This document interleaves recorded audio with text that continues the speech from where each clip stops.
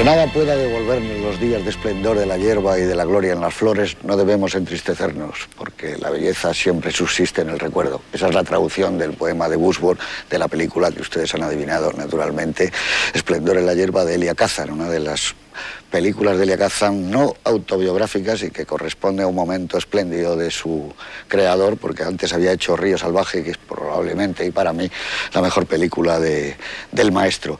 Esplendor en la hierba es una película generacional, tuvo un impacto muy fuerte, tanto en nuestra generación en España como en la generación norteamericana que lo vio.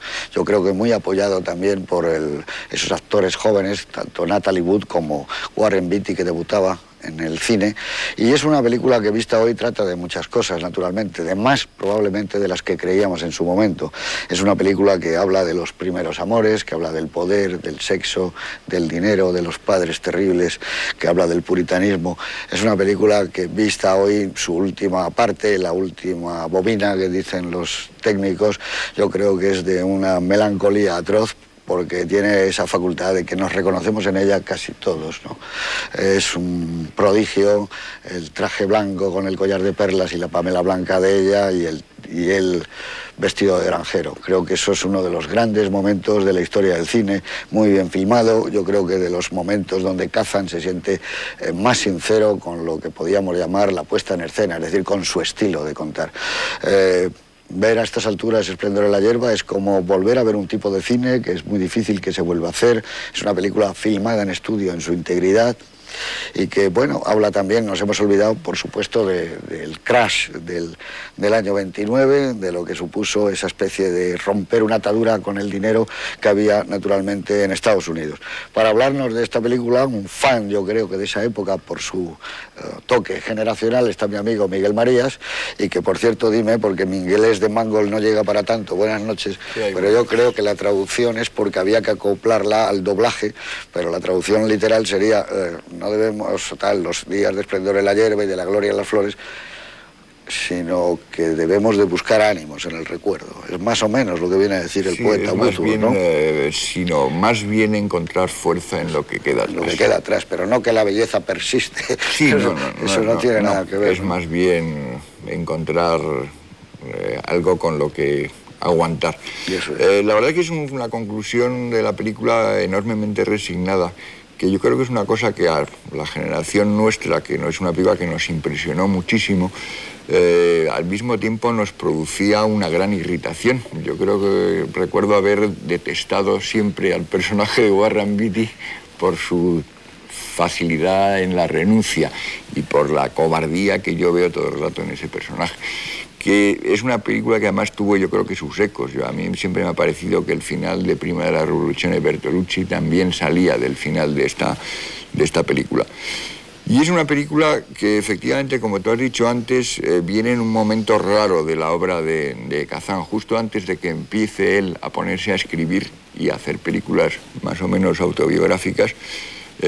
Parece como si se hubiera serenado con Río Salvaje, que sigue pareciéndome la mejor de todas sus películas, y después hace seguidas esta y América, América, que ese trío de películas me parece como su momento de plenitud. Momento de plenitud que coincide además justamente con el momento final, el canto del cisne de la gran época del cine americano, que justamente a partir del 63 empieza un poco a entrar en barrena. Con lo cual es una película que se nos ha quedado como muy de ese final de una etapa y que, aunque la volvamos a ver montones de veces, la vemos siempre como con cierta zozobra. Yo la he visto 24 veces y todavía la 24ª vez la veo con una cierta sensación de alarma, pensando que se me va a desmoronar. Porque es una película que, como todas las de Kazan, hasta las mejores, creo que tiene muchas limitaciones y muchos defectos, en algún sentido muy visibles, y es fácil blanco de ataques. Yo creo que se le puede acusar de ser enfática, porque hasta las películas más sobrias de Kazan tienen una tendencia a ser machaconas, insistentes.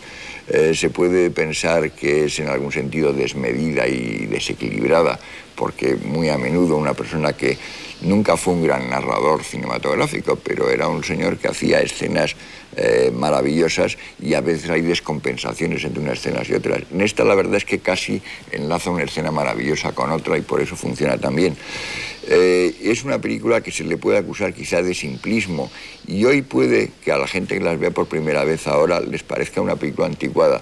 De ahí debo decir que en el año 61, siendo una película sobre los años 28 a 33, más o menos, que es lo que se extiende la acción de la película, en la España del 63, que se estrenó con retraso y con cortes, la verdad es que era sumamente actual y daba muy a entender lo atrasada que estaba la España de entonces y la situación en la que nos encontrábamos con respecto a una sociedad como la americana, un retraso de unos 35 años o 30 años.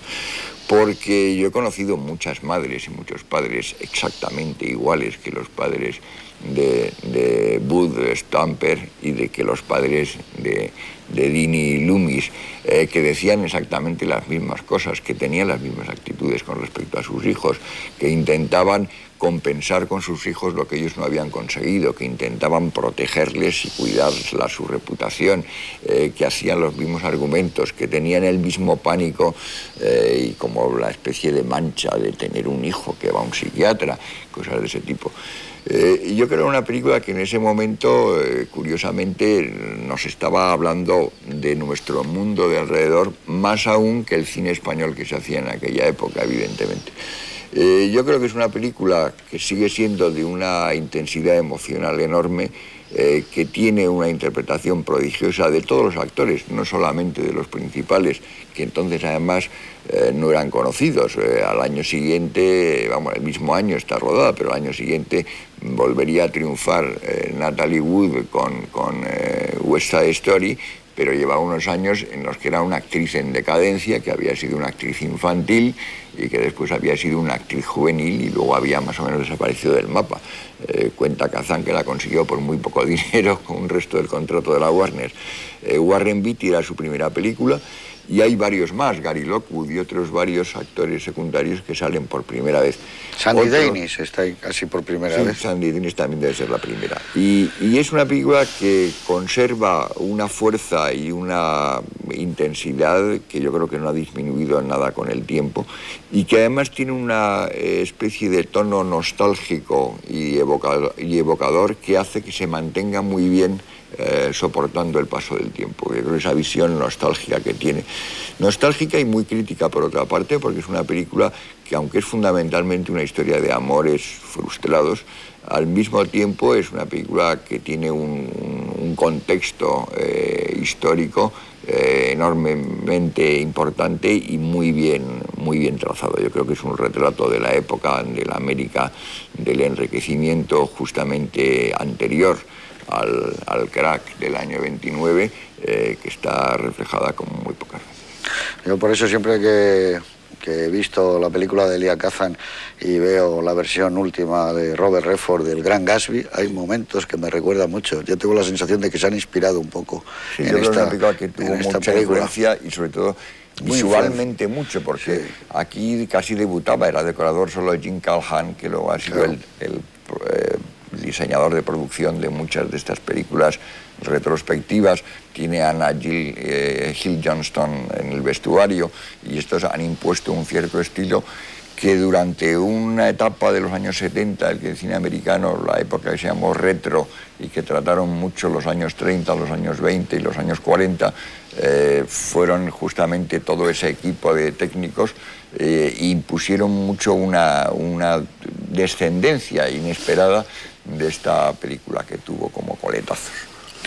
Natividad Preciado, buenas noches. Hola, buenas noches. ¿Tú te dejaron entrar a verla o no? Porque no era autorizada esta película en el año 63. No me acuerdo en qué año la vi. Cortadísima. Pero cortada. Bueno, hay la escena de la cascada famosa estaba muy cortada. La cascada, y hay otra escena, creo que cuando Natalie Wood sale del baño y va por las escaleras desnuda, la cortaron. Pero en fin, eso no tiene importancia. A mí me gustó mucho entonces. Yo soy absolutamente partidaria del cine de Elia Kazan, me fascina. Y esta película, según la voy viendo a través de los años, la veo de otra manera. La primera vez que la vi me acuerdo que me molestaba que el protagonista fuera tan sumiso con sus padres. Ahora creo que he visto otra historia. He visto que que como decía el guionista William Inge, sí. Inge, sí, Ainge, como se debe ser, pronuncia, no sé. Miguel, dijo que le gustaría escribir un guión de cómo los hijos perdonan a los padres. Entonces yo aquí veo más que una falta de rebelión, por supuesto que son sumisos ambos porque aceptan